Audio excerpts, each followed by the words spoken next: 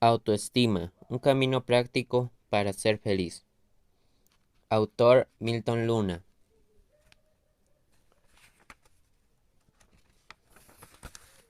Primera parte. Autoestima, un camino práctico para ser feliz. Cada hombre es lo que hace con lo que hicieron de él. Autoestima, tu carta de presentación. Cada hombre es el resultado de su atrevimiento mental. Esta es una de las frases que más he difundido en todas las actividades que realizo y en el contacto con mis clientes y amigos. Es una invitación a despertar nuestro poder personal y el poder de nuestras decisiones. El atrevimiento mental es en realidad lo que determina hasta dónde nos aventuramos a crecer y a ser felices, incluso si nos lo proponemos. Podemos atrevernos más allá de nuestros miedos y límites actuales. Ese atrevimiento mental no depende solo de las ideas del presente, en realidad depende también de nuestros patrones emocionales y mentales, de nuestra historia personal y lo que hemos hecho con ella, pues cada uno somos el resultado de una construcción emocional, mental y social. En otras palabras, el grado de atrevimiento mental que manifestamos estará basado en todo lo que hemos sido y en todo lo que nos ha influenciado y construido como personas.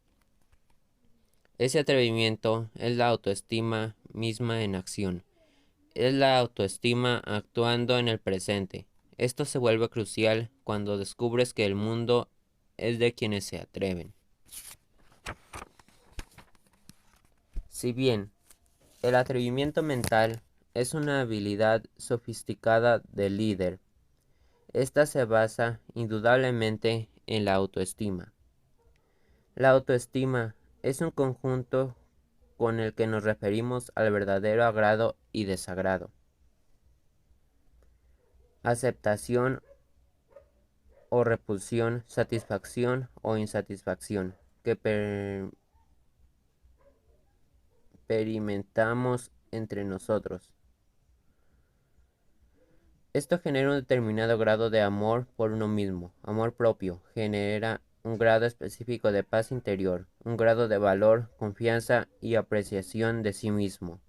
Es por este grado particular de autoestima que podemos considerar, según el caso, que se tiene una baja autoestima o autoestima alta, o como otros lo han llamado, una autoestima dañada o una autoestima sana. La autoestima se manifiesta como un grado determinado de amor propio y este amor propio resulta ser el denominador común para generar acción, experiencias humanas de sufrimiento o libertad. Si hay una carencia de amor propio en una persona, ésta buscará quien le otorgue ese amor que complete internamente y que ella misma se ha negado a resolver o ha evadido dicha responsabilidad. Por lo tanto, generará una posición emocional de dependencia y con ello puede aceptar experiencias terribles de sufrimiento o injusticia de quienes están a su lado a cambio de que se le ame y ese amor recibido sea la supuesta solución al amor que no ha logrado desarrollar por sí mismo. Por ello, podemos concluir que a mayor autoestima, menor permisividad ante el sufrimiento y a menor autoestima, mayor vulnerabilidad y experiencias de sufrimiento, tanto individuales como intrapersonales. Si hay una carencia de amor propio en una persona, ésta buscará quien le otorgue ese amor que le complete internamente y que ella misma se ha negado a resolver o evadido dicha responsabilidad. La autoestima se expresa en la relación que tenemos con nosotros mismos y en tal relación al ser negativa podemos criticarnos excesivamente, desarrollar pensamientos catastróficos y ansiedad constante. Esto se convierte en una experiencia generalizada con la cual nos hacemos sufrir a nosotros mismos. Por extraño que parezca, ocurre así.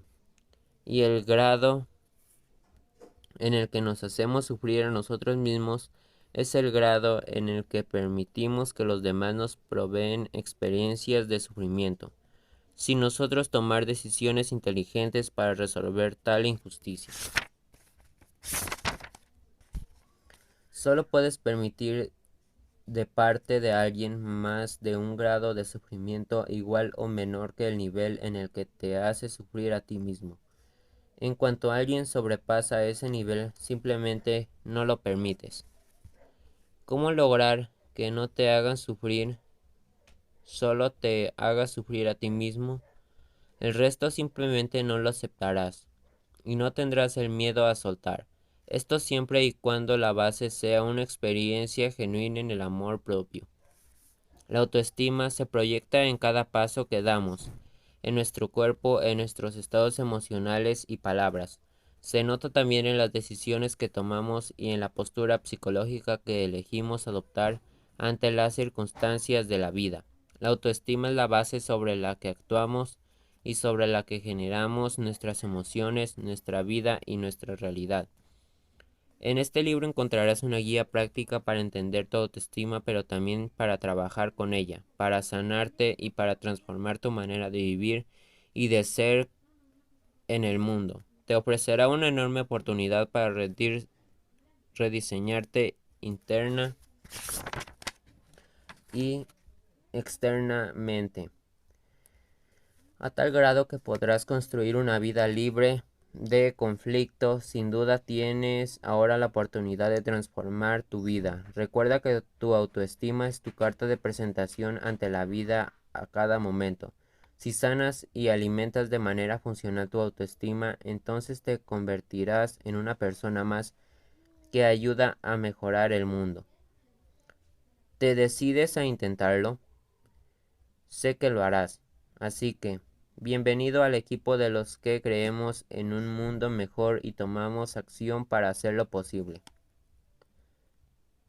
Muchas veces las personas piensan en salvar al mundo o en cambiar a otros, pero la única realidad es que la única manera en la que puedes salvar al mundo se basa en que primero te salves tu propio mundo. Salvar tu mundo es convertirte a ti mismo en una persona verdaderamente libre, feliz y amorosa. Tu autoestima se nota, es tu carta de presentación y habla por sí misma más de lo que puedas decir. 2. Psicología de la autoestima.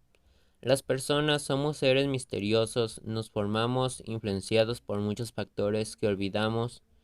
Nos movemos y nos mostramos a partir de lo que está en nuestro interior, que es el centro de ese misterio.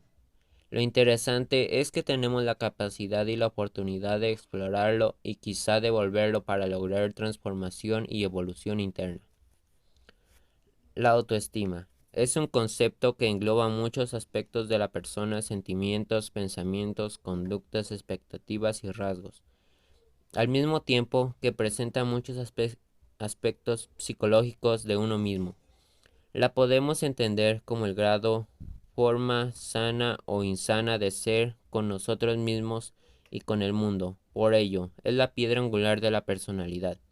La autoestima es el sentimiento valorativo de nuestro ser y del conjunto de rasgos corporales, mentales y espirituales que configuran nuestra personalidad.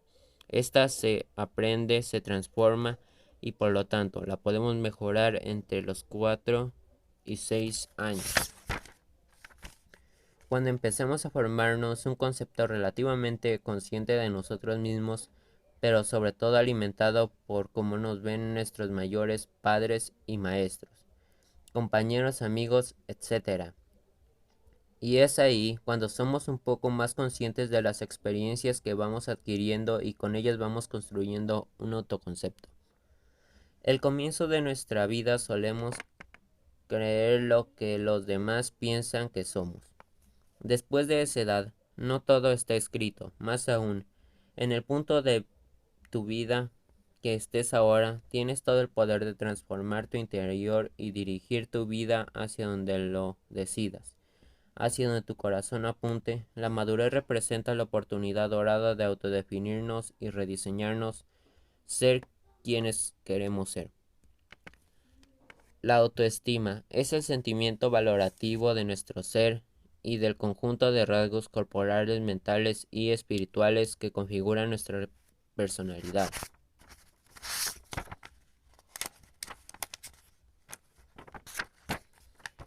3. Indicadores rápidos de la autoestima. A continuación, se plantean algunas preguntas de exploración sobre la autoestima. No se trata de responderlas rápidamente, incluso la respuesta no es tan importante como si lo es la pregunta.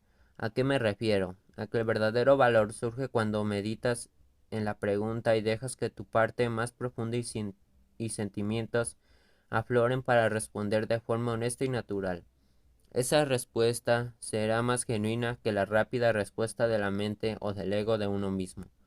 Medítalas y permítete sentir las preguntas.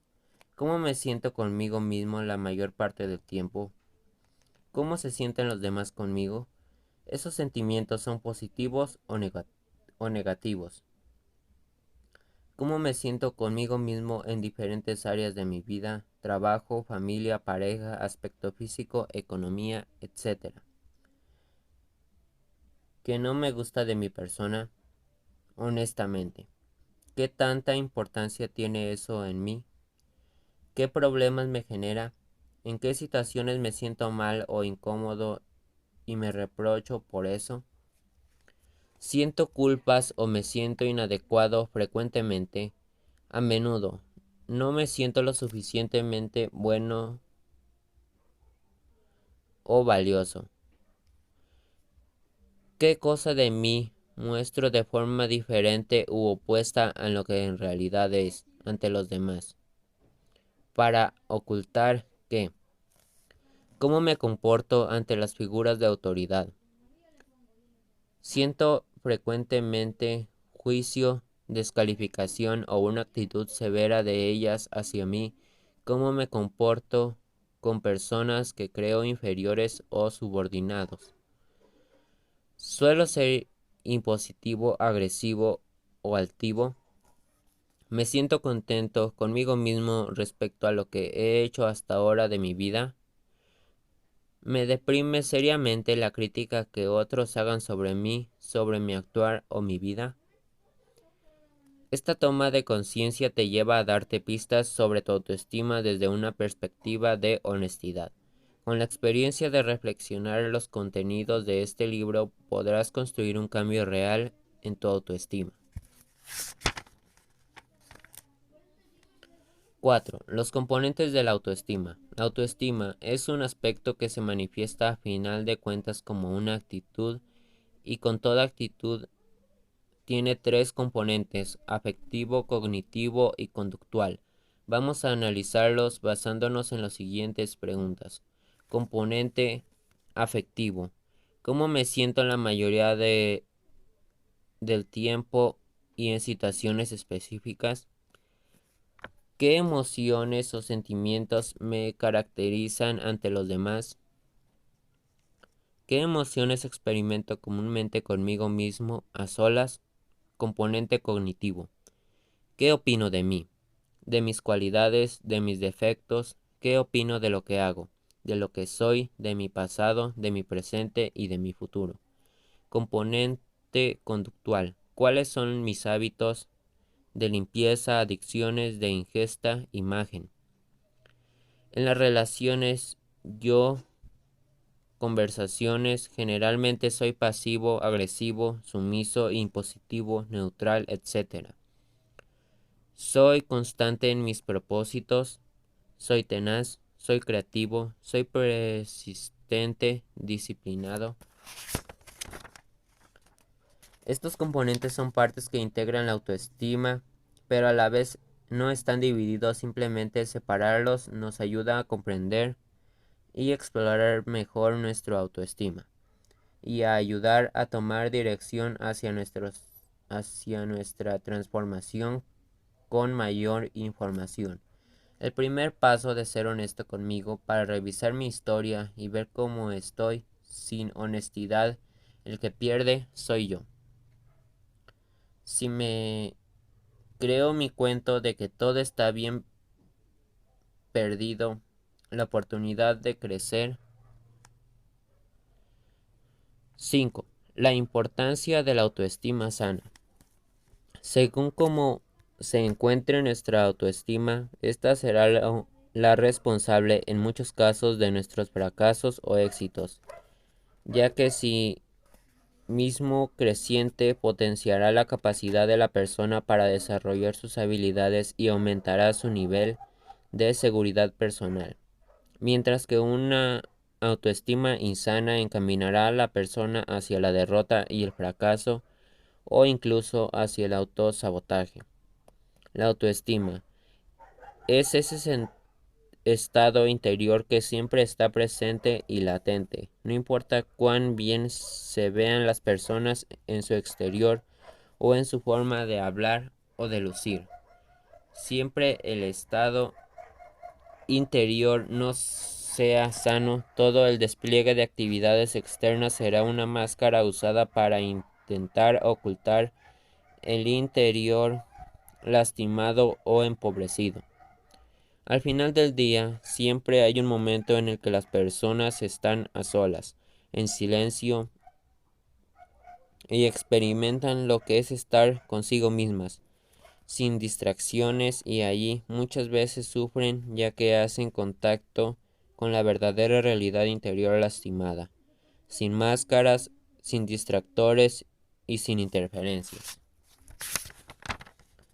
De nada sirve parecer feliz cuando de hecho no se es. Por ello, el autoestima es una parte fundamental de nuestras vidas y debemos darle la seriedad que amerita. A final de cuentas, se trata de nuestra vida. De nada sirve parecer feliz cuando de hecho no se es. 6. Características de la autoestima dañada. Todos tenemos en el interior sentimientos no resueltos, aunque no siempre seamos conscientes de estos. Los sentimientos ocultos de dolor no resueltos suelen convertirse en enojo con el tiempo. Solemos volver a ese enojo contra nosotros mismos, dando así lugar a la depresión. Estos sentimientos pueden presentarse de muchas formas. 6. Características de la autoestima dañada. Odiarnos a nosotros mismos, tener ataques de ansiedad frecuentes, repentinos cambios de humor, culpas constantes, reacciones emocionales exageradas, hipersensibilidad ante la crítica, encontrar el lado negativo en la mayoría de las situaciones cotidianas y en la mayoría de las personas, sentirse imponentes ante los retos de la vida y actuar de forma autodestructiva. Con el tiempo, todo esto puede cristalizarse en timidez, depresión, ansiedad, vergüenza patológica, temores constantes, trastornos psicosomáticos, conductas agresivas, etc. Otra de las causas por las cuales las personas llegan a desvalorizarse es por la comparación con los demás, destacando selectivamente de otras personas las virtudes en las que ellos, los otros, son superiores. Por ejemplo, sienten de sí mismos que no llegan a manifestar el rendimiento que otros alcanzan. Creen que si son los únicos que tienen dificultades y sufrimiento en la vida. Creen que su propia existencia no tiene una finalidad, utilidad o sentido, y se sienten incapaces de otorgárselo ellos mismos por medio de sus acciones, convicciones o decisiones. Siempre que sus seres queridos significativos, familia y amigos los descalifican y su existencia se produce a sentirse inferiores a la mayor parte del tiempo, las personas en esta condición no llegan a comprender que los seres humanos son diferentes, únicos e irrepetibles, y que cuentan con dignidad propia, así como cualidades diferentes por lo que se consideran menos que los demás, y aprenden a ver eso de forma selectiva, es decir, se cierran a una visión negativa de sus propias vidas, y lo creen firmemente. Son expertos en ver aquello en lo que son inferiores respecto a los demás y en no ver ninguna otra cosa. Por otra parte, también existen influencias externas, los estándares de belleza actuales bastante extremistas y basados en los medios de comunicación masivos no ayudan a las personas con baja autoestima, sino que los colocan en una posición en la que es más fácil juzgarse a sí mismas negativamente por no poseer o cumplir dichos estándares de belleza o estatus. Actualmente las personas suelen hacer comparaciones virtuales e insanas como personas a las que prácticamente no conocen. Modelos de televisión o celebridades que, además, dichos personajes no son del todo realistas, puesto que son presentados luego de pasar por varios procesos: fotografía profesional, manejo de colores, edición computarizada, maquillaje profesional, etc. Las personas afectadas de esta forma deben hacer un serio trabajo de desprogramación de esas ideas, juicios e insanos hábitos mentales. Más adelante profundizaremos en el análisis de estos fenómenos, comprendiendo así que la suma de todos ellos crea un aprendizaje del hábito mental de la comparación que se adquirió de experiencias como humillaciones, agresiones, juicios severos, críticas excesivas, condiciones de pobreza y carencias de amor de calidad e incondicional por parte de figuras significativas o de autoridad. Posteriormente, detallaremos estos elementos para lograr una comprensión clara de estos fenómenos en las personas y en nosotros mismos, así como también en estrategias efectivas de cambio. Los estándares de belleza actuales, bastante extremistas, no ayudan a las personas con baja autoestima. Ellos deben trabajar seriamente en desprogramarse de esos hábitos mentales. El primer paso en tu transformación interior, y que a su vez es el primer paso para el éxito, es preocupar tu capacidad de creer en ti mismo. Instaura una credibilidad en ti tan sólida que ni una bala ni un buque de guerra puede siquiera moverla. Tu grado de éxito depende del grado en el que creas en ti. Llegarás tan lejos como creas en ti, pero no más allá de lo que no crees posible. La familia y la autoestima. La autoestima en la práctica es aprender a querernos y respetarnos. Esto se construye o reconstruye por dentro y depende en gran medida también del ámbito familiar en el que estemos y los estímulos que éste nos brinde. Reflexión. ¿Cómo es la autoestima de los modelos que has tenido en tu vida? Principalmente mamá, papá y otras personas cercanas en tu infancia. ¿Tenía cada uno de ellos una autoestima sana? ¿Cómo estaban consigo mismos? ¿Qué aprendiste consciente o inconscientemente de ellos, positivo o negativo? En el entorno familiar, el fenómeno de la violencia influye clara y seriamente sobre la autoestima. Se establece con ella un juego dañino de víctimas y victimarios. Son patrones que en un futuro podemos repetir sin darnos cuenta. Dicha violencia puede ser física o psicológica.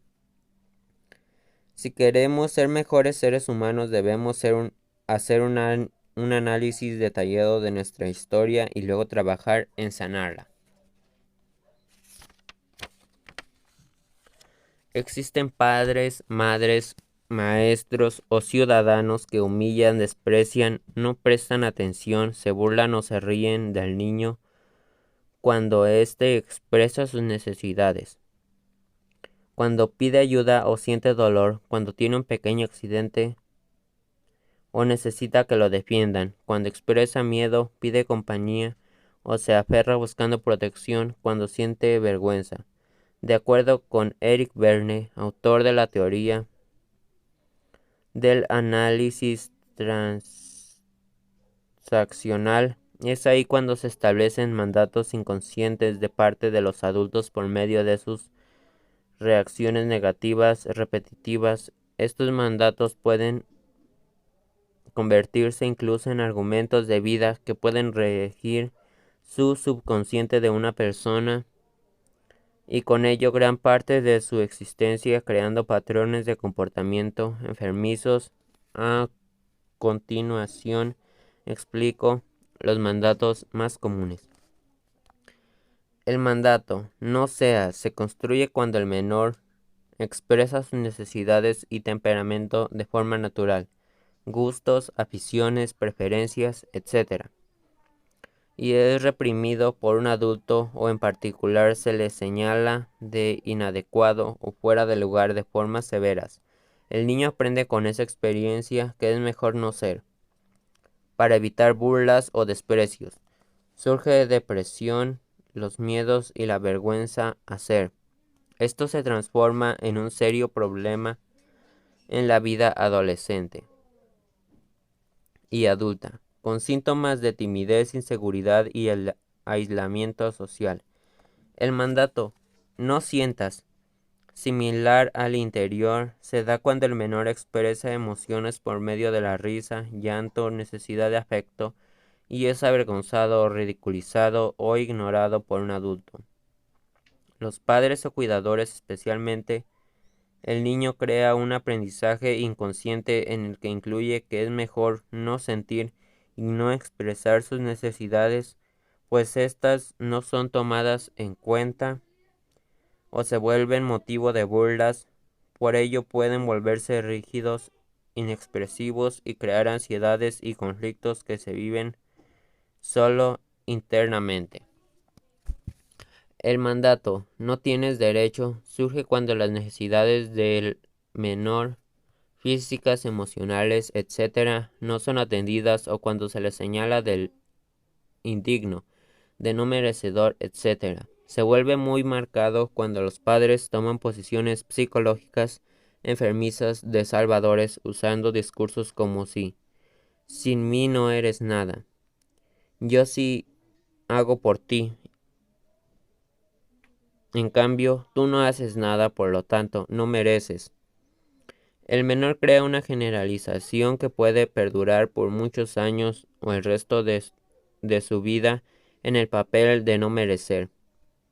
En el futuro, esta persona puede ser condescendiente del extremo y ser incapaz de darse su lugar o ver por su bienestar. Incluso puede ser permanentemente incapaz de disfrutar de la vida y por otra parte, atraer especialmente a las personas que se aprovechan de ella viviendo así constantes experiencias de sufrimiento.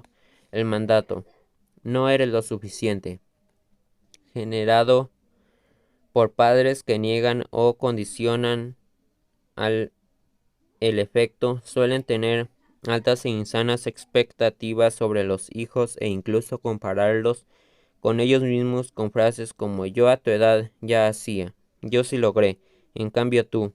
En el fondo, el mensaje es: tú no eres lo suficiente para merecer mi amor o mi atención hacia ti. Por lo tanto, esfuérzate para ver si lo obtienes. Debes ser mejor de lo que ahora eres, lo cual es un acto muy severo de manipulación que puede demarcar muchas áreas de la vida de un adulto. Este mandato puede presentarse en adultos que al ser dañados de esta forma no aman espontáneamente, que no son afectuosos, que son irritables, intolerantes y comúnmente perfeccionistas, rígidos o adictos al trabajo. Incluso, muchas de sus acciones están regidas por demostrar capacidades inconscientemente a sus padres para obtener sentido de valor como un subtítulo insuficiente del afecto y o la aceptación no recibidas de las figuras paterna y materna. El mandato nunca serás mejor que generado por medio de las comparaciones realizadas por los padres o ciudadanos hechas hacia un menor en relación con alguien más, hermanos, primos, vecinos, compañeros de clase, etc. Esto puede crear una tendencia a la depresión, complejos de inferioridad o por el contrario, una insana tendencia a la competitividad rígida que se puede configurar como un complejo de superioridad. Te recomiendo que no tomes a la ligera el análisis de estos mandatos inconscientes. La mayoría de las personas tienen por lo menos un poco de alguno de ellos y suelen considerarlos ingenuamente como normales, cuando esa idea de normales les hará no trabajarlos y tendrán entonces límites que les permitirán ser plenamente funcionales, exitosos y felices. Estos mandatos pueden convertirse incluso en el argumento de vida que pueden regir negativamente el subconsciente de una persona y con ello gran parte de su existencia. En el momento en que la persona afectada es adulta, si no ha sanado, transmitirá la humillación o el maltrato a personas subordinadas o vulnerables. Es una cadena hereditaria, social, familiar del abuso y poder negativo ejercido, ya que el desprecio y la vergüenza vivida en la infancia son la fuente de los problemas que afectan en la vida cotidiana adulta y los causantes de la autoestima insana. La principal imagen y más generalizada forma de violencia es el maltrato físico, aunque más frecuente el maltrato emocional. Hay muchas maneras de lastimar a un niño y hacerlo sentir culpable e intimidado sin recurrir a la violencia física.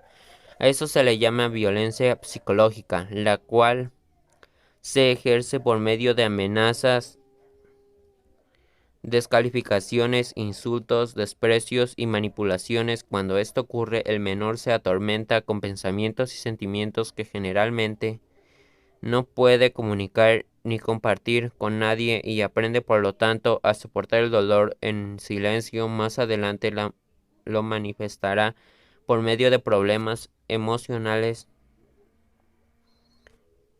y de actitud o comportamiento. Es así que en cualquier momento se pueden presentar un detonante que lleva al niño, adolescente o adulto a manifestar problemas de conducta o agresividad, impulsividad, miedos, etc. También esto se puede experimentar en el fenómeno de la angustia del abandono de uno de los padres por ausentarse o desaparecer temporalmente, o de ambos padres por medio de amenazas de separación o por presenciar conflictos de pareja, manipulaciones, agresiones físicas o psicológicas entre los padres. Esta es frecuentemente la base de la depresión infantil y de una tendencia al conflicto en la pubertad o en la depresión en la edad adulta. Como adultos, en una cultura latina y de raíces religiosas fuertes, podemos desarrollar comúnmente una incapacidad de analizar y de ver de forma crítica la labor de nuestros padres. La cultura matriarcal o matriarcal marcada genera en las personas una visión caracterizada por la no crítica o el nudo análisis a conciencia de los patrones negativos emocionales y de comportamiento que los padres puedan tener y con los cuales pudieron haber afectado a sus hijos. En el inconsciente de las personas hay una tendencia a sacralizar a los padres. Incluso en la tradición judeocristiana se mantiene un mandamiento religioso: honrarás a tu padre y a tu madre, en la cual favorece la tendencia a no ver realistamente los aspectos disfuncionales de nuestros padres en su rol. En mi experiencia clínica he observado en muchos pacientes un cierto temor por analizar los defectos y errores de sus padres, inclusive una cierta incomodidad a reconocerlos o expresarlos aún dentro del consultorio sin la presencia del padre o madre. Esta visión limitada debe ser transformada a fin de ver a nuestros padres como personas que, si bien amamos y fueron quizá las personas más importantes de nuestras vidas, también cometieron errores como es natural. Reconocer y analizar sus errores no cambia el amor ni la importancia que ellos tienen en nuestras vidas, pero sí mejora la comprensión de nuestra personalidad. Quienes comprenden los patrones psicológicos de sus padres y abuelos, ya que se conoce más del 75% de sus propios mecanismos psicológicos. Por otra parte, la autoestima y la comunicación están muy relacionadas porque según la forma en que se diga un mensaje, el efecto será positivo o negativo, de aprendizaje o de resentimiento. Este efecto se transmite desde la infancia hasta el presente en la vida de las personas. Analizaremos en el siguiente apartado los efectos de la comunicación en la autoestima. Estos fenómenos psicológicos son 100% reales en la vida de las personas. Sin embargo, se debe entender que los padres y madres que dañan la autoestima de sus hijos no siempre lo hacen intencionalmente, ya que ellos, en la mayoría de los casos, fueron educados del mismo modo e incluso considerados normales, aplicando formas disfuncionales de actuar que ellos puedan presentar, como la violencia, las manipulaciones, el amor condicionado y hasta el maltrato emocional. 8. El papel del papá y la mamá. Profundicemos en el análisis de los roles maternos y paternos. Abre tu mente y permanece en una actitud de observar, recordar y cuestionarte. Por lo menos dúdalo. Cuando las personas quieren que sus hijos reaccionen como ellos desean, suelen comportarse de maneras insanas o manipuladoras particulares. Estos roles pueden ser básicamente los siguientes: mártires o dictadores. Padres mártires. Controlan al niño, haciéndolo responsable de su sufrimiento como padre, madre y culpable por todo lo que pueda desear o hacer que no les parezca bien a estos mártires, a quien nada les viene bien y recurren a las quejas, los reproches, las lágrimas, las amenazas, etc. Aquí algunos ejemplos sobre la forma en la que comunican sus mensajes. Me siento mal, me duele la cabeza, tendré un ataque o enfermaré por tu culpa, por tu comportamiento. Ve cuánto tú me haces sufrir. ¿Ves cómo me sacrifico por ti y no te importa? Dejé todo por criarte y me lo pagas haciendo eso. ¿En qué nos equivocamos? ¿Qué nos haces? ¿Por qué nos haces estas cosas? Puras vergüenzas contigo, siempre lo mismo. Los padres mártires crean una manipulación severa en sus hijos, quienes desarrollan inseguridad, fragilidad y se vuelven poco capaces de manejar sus propias vidas y de tomar decisiones con convicción y valentía en la vida adulta. Denotan una capacidad para educar y conducir sanamente a sus hijos. Padres dictadores controlan al niño, atemorizándolo cuando algo no autorizado.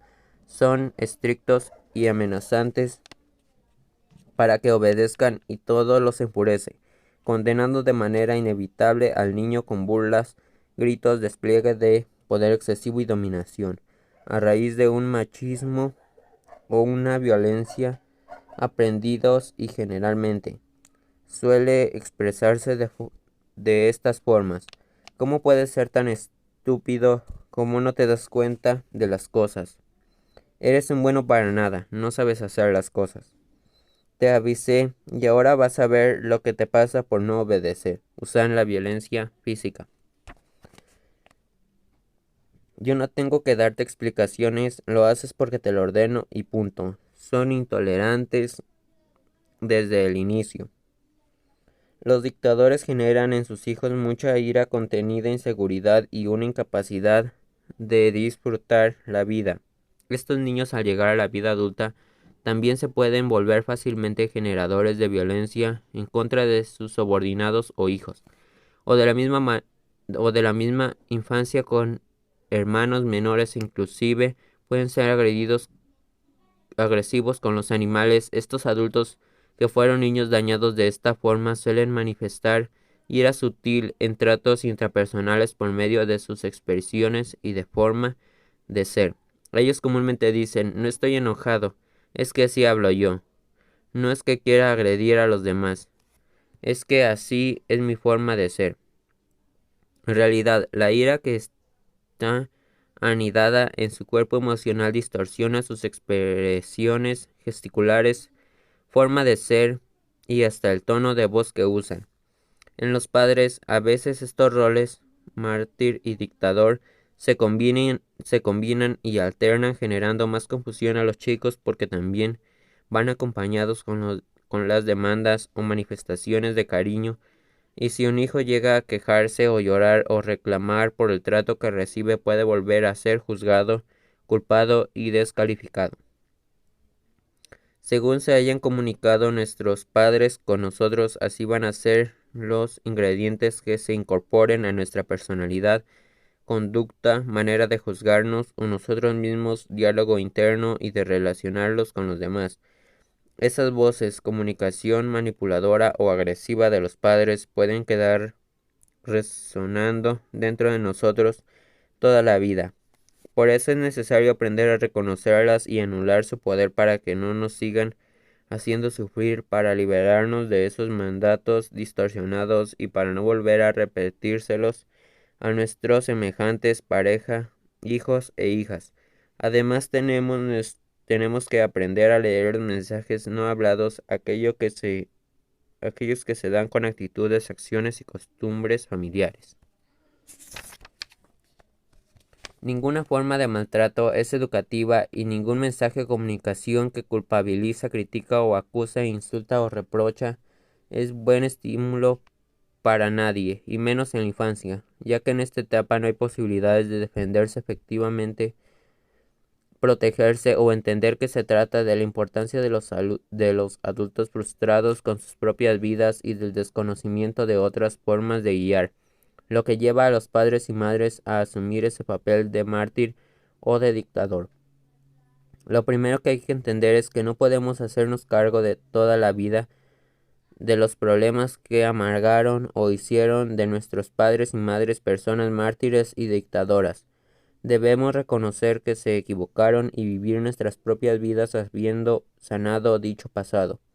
Basta con empezar a investigar de qué manera nos afectaron esas actitudes para comenzar a liberarnos de sus efectos y no repetir nada de esto. Más adelante encontrarás muchos puntos útiles para progresar en la sensación y sanación de tu autoestima. Ninguna forma de maltrato es educativa y ningún mensaje o comunicación que culpabiliza, critica, causa, insulta o reprocha es un buen estímulo para nadie.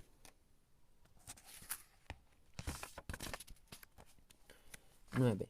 Empezar a sanar la herida, la autoestima de la infancia. Para comenzar a desaprender los patrones emocionales negativos que nos proporcionaron y sanar a ese niño o niña que quedaron escondidos y heridos dentro de nosotros, debemos trabajar en dos niveles, emocional y cognitivo. A nivel cognitivo podemos ir reemplazando las viejas ideas que construimos por otras mucho más liberales y sanas. Por su parte, a nivel emocional es necesario el trabajo de explorar los sentimientos, permitirnos dejarlos ir y liberarlos, tomando conciencia y permitiéndonos sentir el dolor original. Escribir generará catarsis o abreacción emocional. Es recomendable realizar una carta a cada una de las personas significativas en la vida de las cuales descubrimos que introyectamos patrones y experiencias negativas, padre, madre, etc. Dicha carta puede expresar el dolor, ira, tristeza y regresarles a esas personas la energía y experiencias negativas que en el pasado viviste con ellos. No es necesario que entregues esas cartas, más bien se trata de un ejercicio para ti mismo. En la medida de la profundidad que logres en ese ejercicio, el efecto será igual de sanador. Escribe sin justificar las acciones de la persona e incluso exagerando al malestar de la experiencia. Es solo un ejercicio, te ayudará enormemente. Si quieres dar un paso más, busca un amigo que sea más o menos neutral y pídele que escuche mientras lees. Y explica las cartas. Pide a esa persona que su principal función sea escuchar y apoyarte sin juzgarte. Después, puedes quemar las cartas. Como una herramienta más, puedes golpear una almohada mientras escribes o lees tu carta. Pues si hay ira contenida, esa experiencia te hará sentir bien. Hazlo, hazlo con la máxima entrega. Permítete hacer esta tarea y acude al terapeuta profesional. Una vez realizado dicho ejercicio podrás estar listo para crear un cambio a nivel de ideas, nivel cognitivo. Podemos ir reemplazando nuestras estructuras mentales negativas con el trabajo de las siguientes ideas.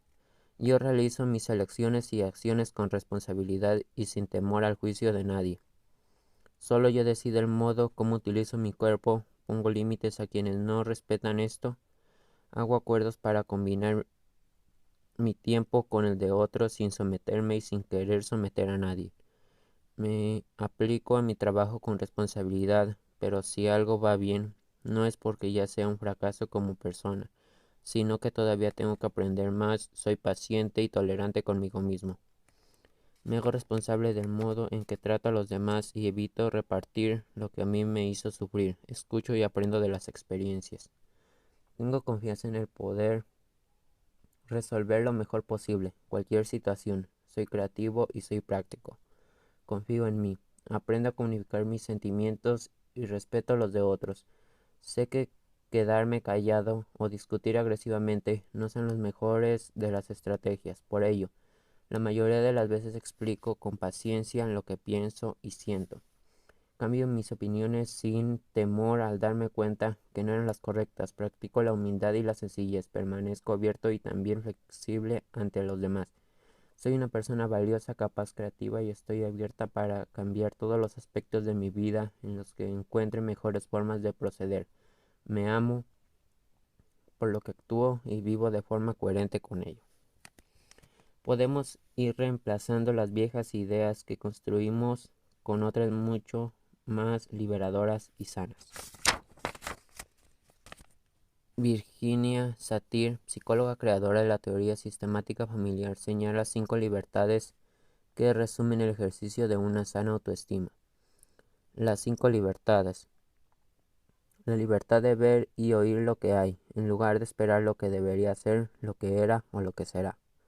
La libertad de decir lo que siento y pienso en lugar de decir lo que pienso que debería decir. La libertad de sentir lo que siento en lugar de sentir lo que creo que debería sentir. La libertad de pedir lo que quiero en lugar de esperar el consentimiento ajeno. La libertad de correr mis propios riesgos en lugar de conformarme con la seguridad. Te recomiendo una práctica diaria de leer y reflexionar diariamente durante 3 semanas estas ideas sanas y las 5 libertades de Virginia Satir. Todos los días por la mañana. Crea tu espacio para ella, es una forma de quererte y expresar amor propio, pues estás beneficiándote directamente con tu trabajo interno. Si una persona tiende a valorarse de esa manera, se transforma en una guía de su propia vida y estará protegida de sentir culpas irracionales, de creerse incapaz, mala o inútil y de jugar a tener que complacer para ser aceptada. Haz la práctica de estas ideas durante las 3 semanas, leyéndolas todos los días y meditando en ellas. Comprométete con cambiar tu forma de pensar y de sentir. 10.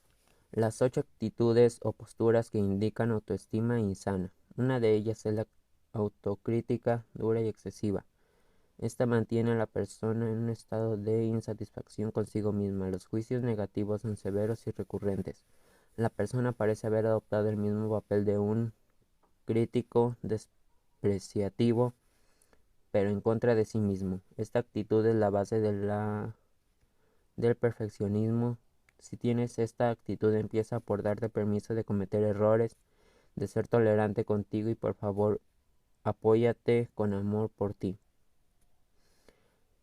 No te hagas tanto daño. Esta postura puede consumir mucha energía y generar serios dolores de cabeza literalmente.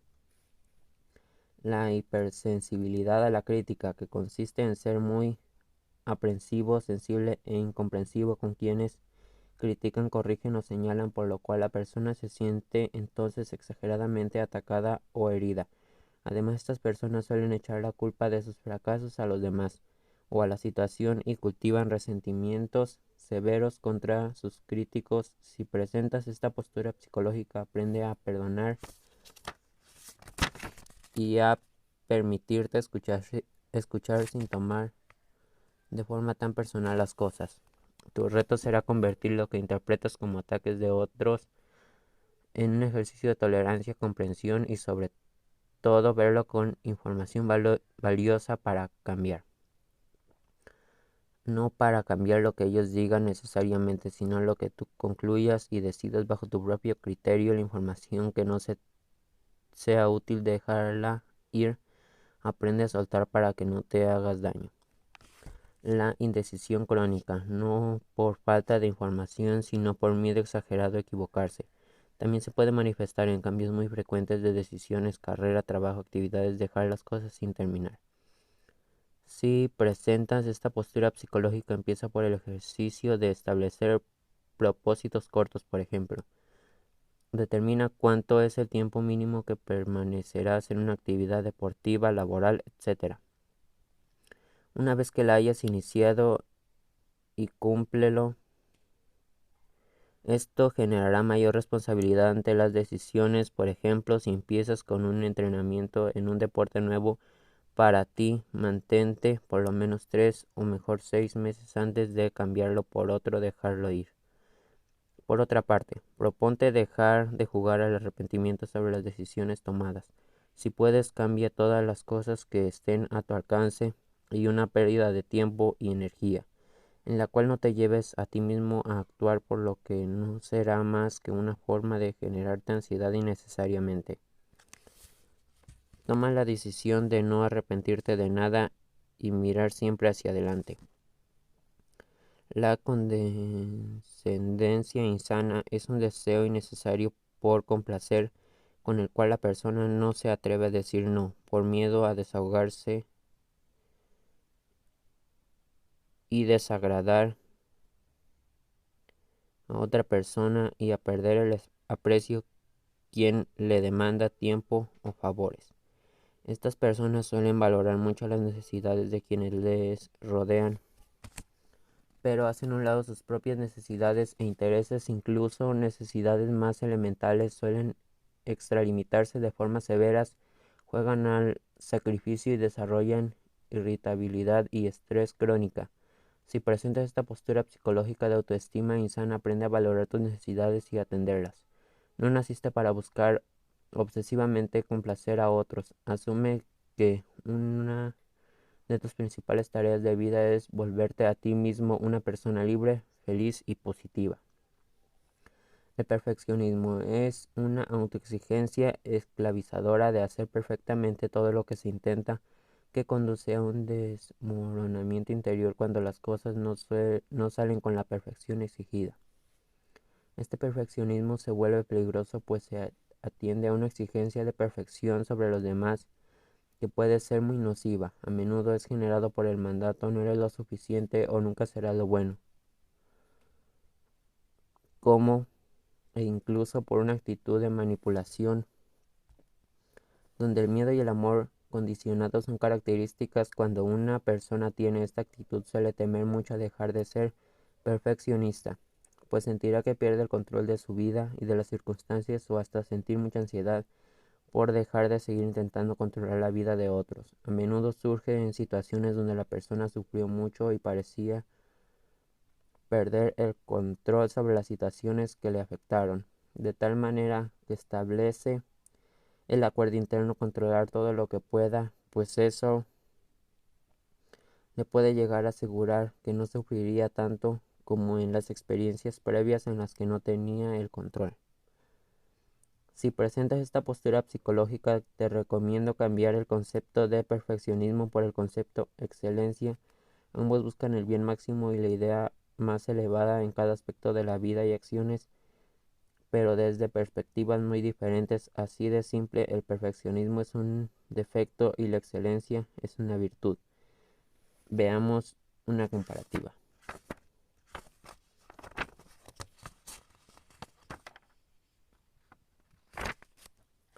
Perfeccionismo. La palabra se considera perfecta e inmejorable, por lo que debe demostrar a toda costa capacidad y valía. Excelencia. La persona se considera un ser dinámico y en evolución, con muchas cosas por aprender. Perfeccionismo.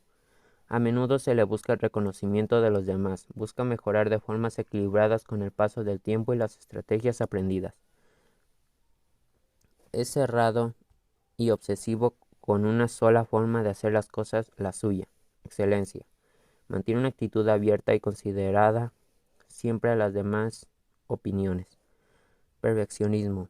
Rechaza la crítica, la convierte en ataques y a sus críticos los convierte en sus enemigos. Acepta la crítica y la usa como información para crecer. Se considera la persona más experta en casi todo y se muestra duro o incluso opositor a quien puede enseñarle algo. Excelencia. Está abierta a aprender, escuchar, intentar incorporar las estrategias o recomendaciones de los demás. Perfeccionismo. Culpa a otros o a las circunstancias de sus errores para seguir sosteniendo la fantasía de que es perfecto. Suele lastimarse mucho con una severa autocrítica. Excelencia. Es responsable de sus errores sin lastimarse a sí mismo ni recriminarse. Procura aprender de la experiencia. Si una persona de excelencia, si así lo deseas, disfruta del proceso continuo, armónico de crecer y ser mejor, si no disfrutar el proceso, no podrás disfrutar del resultado. Por otra parte, el control es una de las mejores cualidades y es al mismo tiempo una de las peores cosas que puedes hacer en la vida. ¿A qué me refiero? A que la experiencia de controlar tiene una implicación sumamente sana, necesaria y virtuosa. Cuando se trata de controlarse a sí mismos en los pensamientos para soltar los negativos y generar los positivos. En las emociones es desbloquearse, permanecer en armonía, alegres, amorosos y abiertos, pero es sumamente insano y conflictivo tratar de controlar a los demás. En mis cursos de transformación interior explico que intentar controlar a los demás es muy conflictivo y es inútil, además de que tal hábito se basa en el miedo a que los demás sean libres y elijan lo que desean. La realidad es que cuando intentas controlar a alguien nada funciona, más aún en cada una de las veces en las que has intentado controlar a alguien. Ese alguien siempre hace lo mismo que se le da la gana, tarde o temprano, y eso es perfecto, mientras que tú solo te creaste una experiencia de aprensión y sufrimiento. Cuando intentas controlar a alguien, nada funciona, más aún, en cada una de las veces las que has intentado controlar a alguien, ese alguien siempre hace lo que se le da la gana, tarde o temprano, y eso es perfecto, se llama libertad. El problema de la inmadurez con la que una persona ve la libertad radica en que le gusta su propia libertad, pero no le gusta la libertad de otros.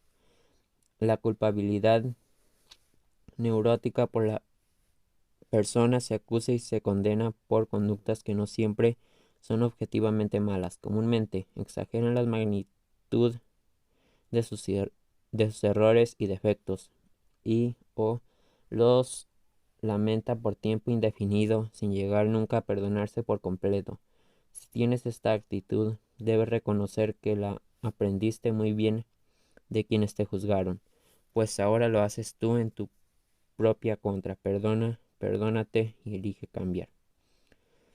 La hostilidad flotante se manifiesta en una irritabilidad a flor de piel, siempre a punto de estallar, aun por cosas de poca importancia, propia de supercrítico a quien todo le sienta mal, todo le disgusta, todo le decepciona y nada le satisface. Suele tener grandes problemas con su necesidad de controlar a todos. Si presentas esta postura psicológica, requieres un análisis detallado e implementar todas las recomendaciones de este libro. En las tendencias defensivas, con ello la persona siempre trata de atacar, pues tiene mucho miedo por estar segura de que será atacada por los demás tarde o temprano. Además, hay una visión negativa generalizada. Todo lo ve negro en su vida, su futuro y sobre todo en su propio ser. Y representa una importancia e incapacidad de gozar y de vivir la vida misma. El proceso de mejora comienza con ser conscientes de la presencia de estas posturas en la propia forma de funcionar. Luego viene el proceso de reflexión y la puesta en marcha de estrategias de cambio. Durante tu lectura encontrarás diversas recomendaciones sumamente útiles para ese proceso. Además, en las 21 lección de éxito y superación contarás con la información y reflexiones de un valor enorme para tu transformación personal. Recuerda leer la segunda parte de este libro mientras sigues avanzando con esta primera parte.